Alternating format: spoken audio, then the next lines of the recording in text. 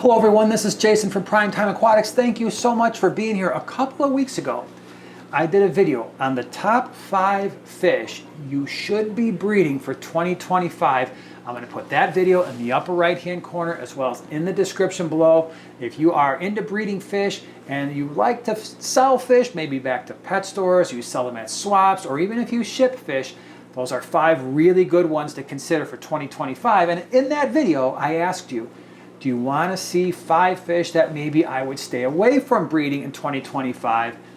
That doesn't mean that I don't love these fish. It doesn't mean that they're not great fish. If you're keeping these fish, congratulations, I probably have them as well. This just means that these might be 5 fish where if you are breeding them, you might have a little bit of a harder time moving them, or you might not get a whole lot of money for them. All right, let's take a look at what we got. All right, so this first one. This is a cool fish. I've had them in our fish room many, many times. I will have them in the fish room many, many more times. Again, this list is not a reflection on whether or not the fish is cool. It's a reflection on whether or not you're going to be able to make money on these fish and be able to move them. First one is the common guppy. I know it's a little bit controversial. Now, I'm not talking about the Dumbo ears. I'm not talking about some of the newer strains that might still be in high demand. But if you're breeding common guppies, these fish might be a little bit harder to move. I know for us in the Chicagoland area, there are lots and lots and lots of people breeding guppies, and they're lucky if they can get 50 cents to $1 even at the swaps. And so if they're trying to sell them to pet stores, it might be even less. Now, if you've got a tank full of guppies and you love it and they're breeding and you love watching guppy babies swim around, as I do too, and you just want to be able to scoop a bunch out, take them to the pet store, maybe get a thing of fish food, that's totally fine. However, if you're looking to make money in the hobby, breeding common guppies can be a little bit difficult to do because lots of people have them and lots of people get overrun with guppies, and so that drives the prices down. This next one isn't going to be nearly as controversial, and quite frankly, it is a fish that we have in our fish room right now. It's an entire group of fish, and that is the Mbuna cichlids. Now, Mbuna cichlids come from Lake Malawi in Africa. There's lots of different types, but the reason why I might stay away from them in 2025 is a lot of the African cichlids have seemed to have fallen out of favor a little bit, especially compared to 5, 6, 7, 8 years ago. And so it might be a little bit harder to move African cichlids, and in particular, the Mbuna. They get a bad rap for being overly aggressive, even though I don't think they necessarily are, at least not all of them. There's one exception to this, and that is the Pseudotropheus solosi. That one has been really hard to find, and a lot of people want it. So that's actually one I could probably add to the list from last time. But outside of those, a lot of the African cichlids, especially the Mbuna, they might be a little bit harder to move. You're not going to get top dollar for them. Think about it. They're a little bit more aggressive. For people to keep them successfully, usually they've got a higher pH with harder water, so that's going to limit your customer base a little bit as well. And then their size, they're going to max out somewhere between 4 to 6, maybe 7 inches, depending on the species.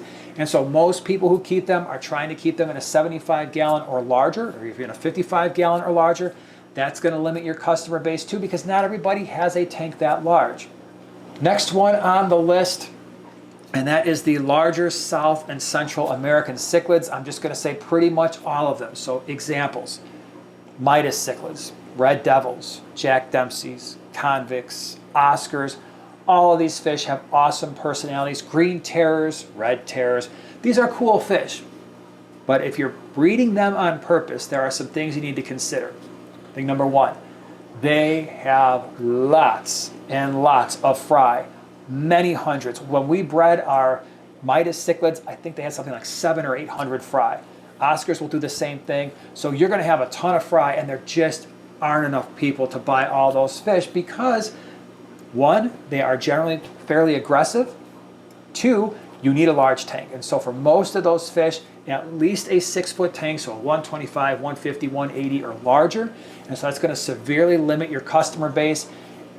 Because you've got so many fry, what are you going to do if you have 500 Oscars? What are you going to do with 500 Jack Dempseys? There just aren't enough people to buy all those fish. So if you have those fish and you start breeding them, my recommendation is try not to breed them on purpose. And if they start breeding, it might even be beneficial to separate the males and the females from one another, because it's just going to be really hard to move those fish. Number 4, and this might be a little bit controversial as well, the Bristlenose Pleco. Now, I'm not talking about all types of bristlenose. The super reds are still really nice. Most of the long fins are still really in demand. If you've got like the blue eye lemons, those are nice. Maybe the green dragons, but I'm talking more about your standard bristlenose plecos. And the reason why I might not try to purposely breed a lot in 2025 is people are starting to get overrun with these fish. I know around us at the swaps, they're like a 50-cent fish, even if they are 3 inches or so. People are selling them for like, hey, here's 6 of them for $5 or something like that, or here's 10 of them for $5 to $10. So they're just not bringing in a lot of money, because once you have a tank set up with bristlenose, and once you start having males and females that are producing tons of fry, they are just going to keep producing the fry. And it's pretty much a never-ending thing, where as soon as they have a batch and those 30 or 40 fish or more get released, little tiny guys, really cute, love breeding them, super exciting to see the fry. But as soon as that happens, it just seems like 3 or 4 weeks later, boom, here's another 50, here's another 50, here's another 50.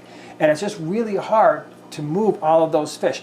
Now, everything I'm saying is market dependent. If you are in a market and your pet stores are telling you, your local fish stores, hey, I need a reliable source for Bristlenose Plecos, ignore everything I just told you. If you are in a market where they're saying, you know what, I cannot find healthy guppies anywhere, ignore this, okay?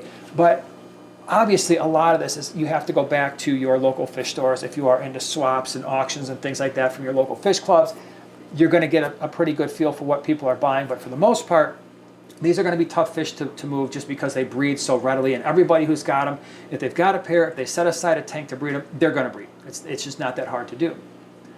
Last one, not necessarily a fish, and that is be careful when breeding shrimp.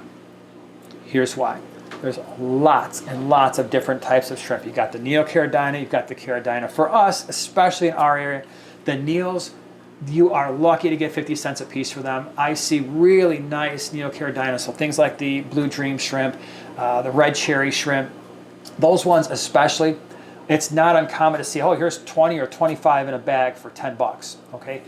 The pet stores, for the most part, are like, yeah, at least around here, they might take them, but again, it's just so easy to breed them. Once you've got a tank established, there's really not much you got to do. Feed them, let them go, and let them produce babies. And so anytime you've got a fish, and that's really the reoccurring theme here, is all of these fish are fairly easy to breed once they get started. Now, the South and Central American cichlids are certainly the most difficult, but once they breed, they're producing hundreds and hundreds of fry. But the shrimp, the Neos, they can be a little bit tough to move. Now, again, if you've got strains that are a little bit less common, the snowballs, maybe the black shrimp, those might be a little bit easier to move, maybe the pumpkin shrimp.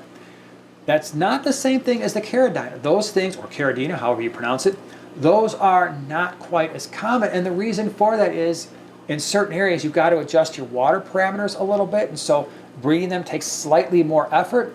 The colors are a little bit more intense. You get a lot more variety. And so those might still be moving okay. But just be careful. Again, know your market, because sometimes the shrimp can be hard to move. We've got a 40-gallon breeder filled with Blue Dream shrimp.